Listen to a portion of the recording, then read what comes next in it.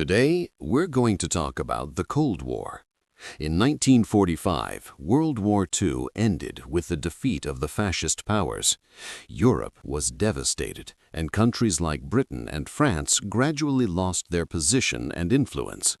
Meanwhile, the United States and the Soviet Union emerged as world superpowers, but they held two opposing political ideologies.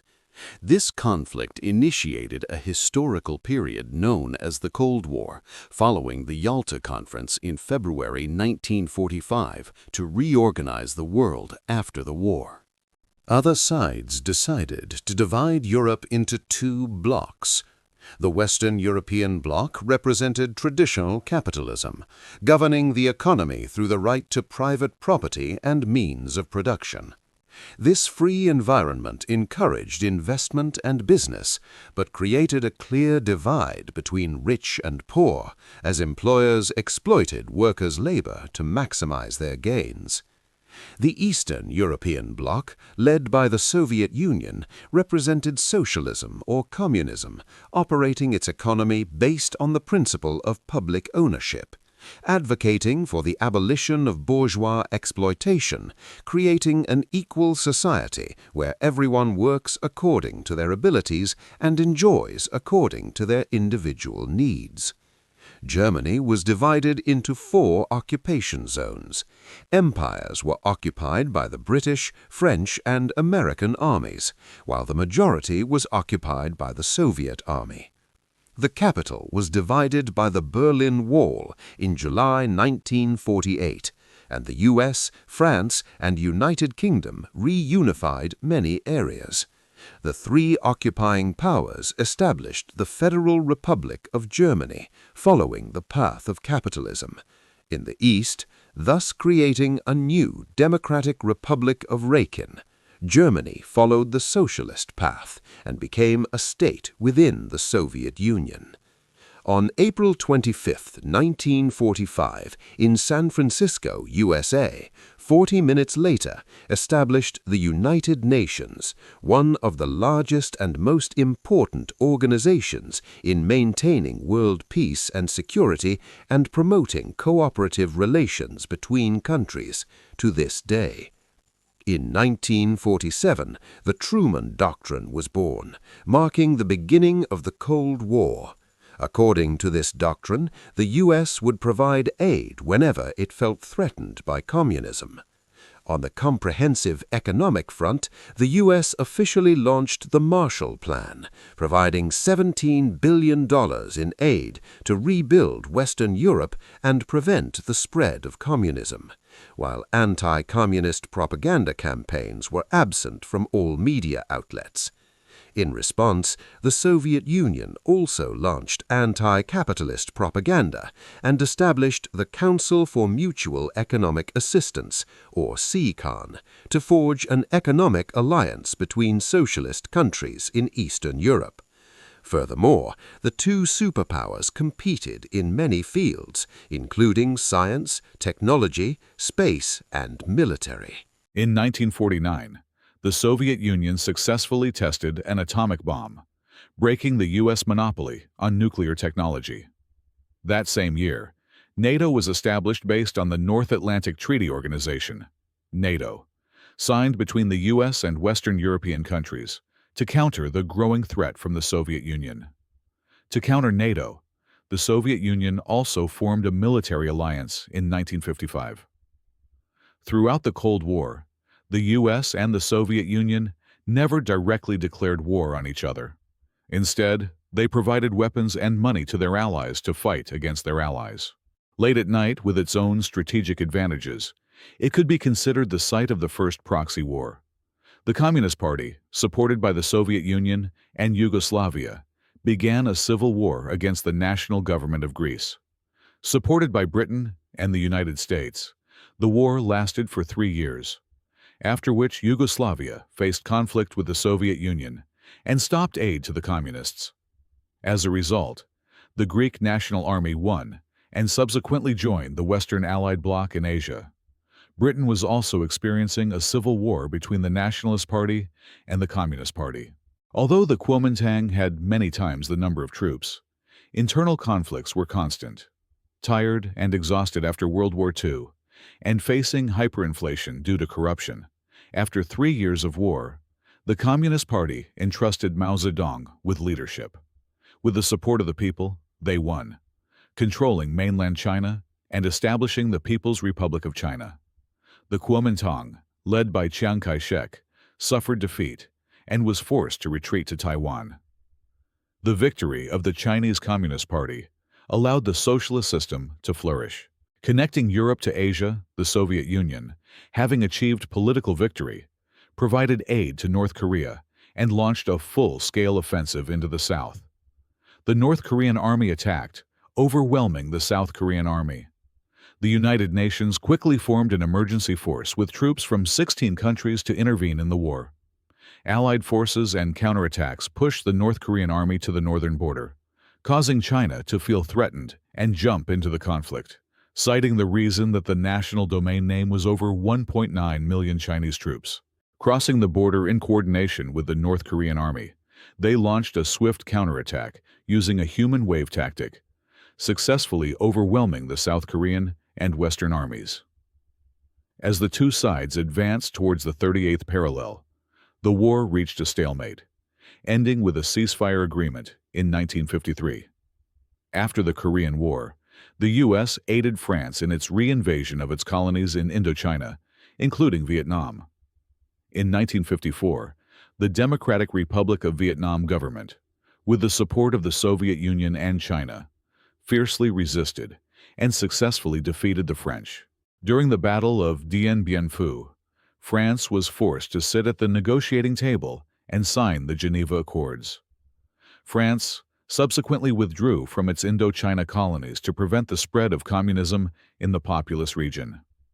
The United States quickly established the Republic of Vietnam in Vietnam, confronting the communist regime in the north. Separated by the 17th parallel in 1956, using Egypt's declaration of nationalization of the Suez Canal as a pretext, a three-country coalition, France and Iceland, launched an attack on Egyptian territory. They were quite successful in occupying the canal, but the Soviet Union threatened to use weapons. The Soviet Union's threat to use nuclear weapons in support of Egypt caused the U.S. to fear a new world war. Consequently, the U.S. threatened and imposed sanctions on Israel and cut off oil supplies to Britain unless they withdrew from Egypt. Relations between Britain, France, and the U.S. were severely damaged after this event. On October 4, 1957, the world was stunned when the Soviet Union successfully launched the first artificial satellite, Sputnik, into Earth orbit. To regain its scientific and technological dominance, the U.S. implemented major educational reforms, established NASA, and subsequently achieved historic milestones in space exploration. The event of the United States landing the first human on the moon was a key part of the space race between the U.S. and the Soviet Union. In Latin America, the U.S. established a backyard system to ensure there was no foothold for communism. However, in 1959, the Cuban Revolution succeeded, and a communist government was established. The CIA, U.S. Central Intelligence Agency, recruited anti-communist Cuban exiles to carry out the Bay of Pigs invasion in an attempt to overthrow Fidel Castro's government. The CIA also orchestrated nearly 638 assassination attempts against Castro, all of which failed. The Bay of Pigs invasion ended in a disastrous defeat for the U.S. forces. Upon hearing this news, the Soviet Union immediately sent troops and warships to Cuba, deploying medium-range missiles aimed directly at the United States. Tensions reached a breaking point during the Cuban Missile Crisis, and the world held its breath in anticipation of World War III. Through negotiations, the Soviet Union agreed to withdraw all missiles from Cuba. In exchange, the United States promised not to invade Cuba again and agreed to remove its own missiles from Italy and Turkey. The South Vietnamese government's refusal to recognize the Geneva Accords and the rejection of general elections to unify Vietnam, along with the implementation of extremist anti-communist policies, led to the establishment of the National Liberation Front of South Vietnam, Viet Cong. Supported by the Soviet Union and China, They launched an offensive featuring ambush campaigns. Both sides fought fiercely for many years, with the conflict becoming increasingly brutal. The U.S. spent hundreds of billions of dollars, not millions, on this war, making it one of the most expensive conflicts in history. Even within the U.S., a powerful wave of anti-war protests emerged among the public. Public protests intensified, and domestic opinion became increasingly heated as people realized the war was not unfolding as expected. Consequently, the U.S. decided to withdraw its troops in 1973. 2 years later, the Communist forces achieved victory, and Vietnam was unified. Following the Vietnam War, the Soviet Union seized opportunities to expand its political influence in Africa by funding local communist organizations and movements. Meanwhile, the Soviet Union deployed troops to Afghanistan to support the pro-communist government against the Mujahideen, an Islamic insurgent group funded by the West and the Chinese government. The Chinese government viewed the Soviet intervention as an act of aggression that threatened its western border. Consequently, China aligned with the U.S. to jointly finance resistance forces against the Soviet Union in Afghanistan. In Europe, France withdrew from NATO's integrated military command due to conflicts with the U.S. Meanwhile, the Soviet Union upgraded its missile systems and aimed them directly at Western Europe, forcing the U.S. to install more missiles in response, sparking a missile race in Europe. The Cold War had now resulted in a lose-lose situation for both superpowers. In Central America, a former CIA asset and spy named Manuel Noriega became the dictator of Panama, eventually turning against the U.S. Recruited by the CIA to fight communism in Panama, Manuel Noriega later became a dictator with strong anti-American views. He transformed Panama into a hub for money laundering and drug trafficking to the U.S. and Europe. Using the pretext of protecting democracy and human rights, the U.S. launched a major invasion of Panama with 27,000 troops, engulfing parts of the city in flames. As a result, Noriega's government was overthrown, and he was extradited to the U.S. to serve a 30-year prison sentence. Importantly, this operation allowed the U.S. to regain firm control over the Panama Canal. International condemnation of the invasion proved ineffective because the Soviet Union was too weak at this time to intervene. Struggling with its massive military budget, the Soviet Union ran out of funds and decided to stop sponsoring communist movements in Africa and withdraw all its troops from Afghanistan. The Afghan War, often likened to the Soviet Union's own Vietnam War, cost thousands of lives and hundreds of millions of dollars. This significantly drained the Soviet Union's military and economic strength. By 1990, the Soviet alliance system was on the verge of collapse. Communist leaders in the Eastern Bloc began to lose their grip on power as reforms and free elections spread throughout Eastern Europe. The Berlin Wall was torn down, and Germany was reunified. Meanwhile, the Soviet Union attempted economic restructuring, perestroika, and openness, glasnost. But these efforts ultimately failed. In 1991, the Soviet Union disintegrated into 15 independent republics, leading to the collapse of the socialist system in Eastern Europe.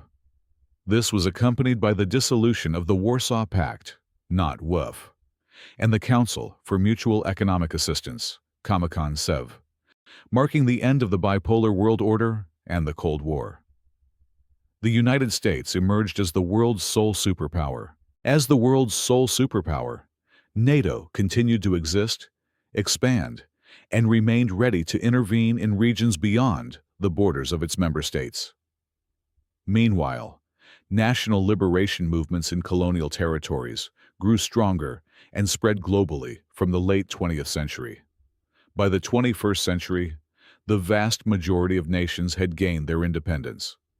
The rise of China, Japan, and Western Europe established new economic power centers that counterbalanced U.S. influence and shifted the global geopolitical landscape. The scientific and technological revolution has accelerated the process of globalization, increasing the demand for international cooperation. The trend toward peace, cooperation, and mutual development has become a dominant global trend. You have just finished watching the video. Please let me know your thoughts by leaving a comment below. What do you think of this video? If you enjoyed it, please like, share, and don't forget to subscribe and hit the bell icon so you won't miss any more interesting content.